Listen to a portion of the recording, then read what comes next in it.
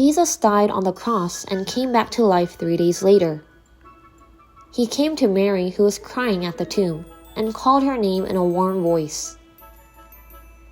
Jesus told Mary that he was ascending to heaven, to his Father's side, and to tell people about this. Mary ran for joy and told the disciples what had happened. But the disciples did not believe her at all. It was truly unbelievable that Jesus was resurrected. The disciples even gathered in one house, closed the door, and hid themselves. They were afraid that the Jews who had crucified Jesus would come and harm them. But something surprising happened. They obviously locked the door, but someone came into the room and said, "Shalom, peace be with you." It was Jesus.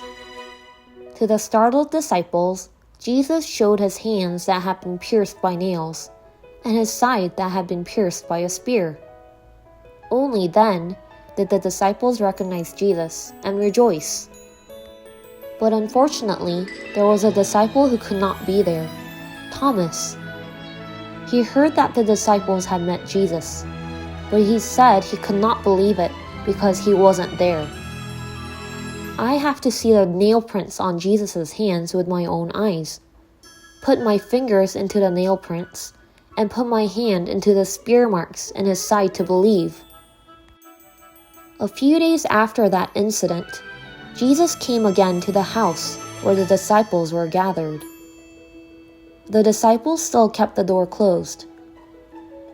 Jesus spoke to his disciples again. "Shalom, peace be with you." And he called Thomas. "Reach out your finger and see and touch my hand. So do not be faithless, but believe."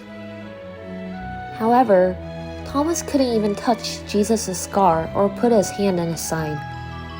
However, he said this, "You are my Lord and my God." Jesus spoke to Thomas and his disciples. It is good to see and believe, but it is even more blessed to believe without seeing.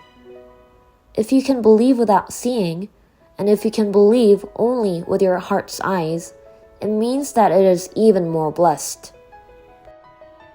Even now, there are people who say they will believe in Jesus only when Jesus appears, and when he shows various things like miracles. But Jesus told us through today's word, we can't see everything we want to see.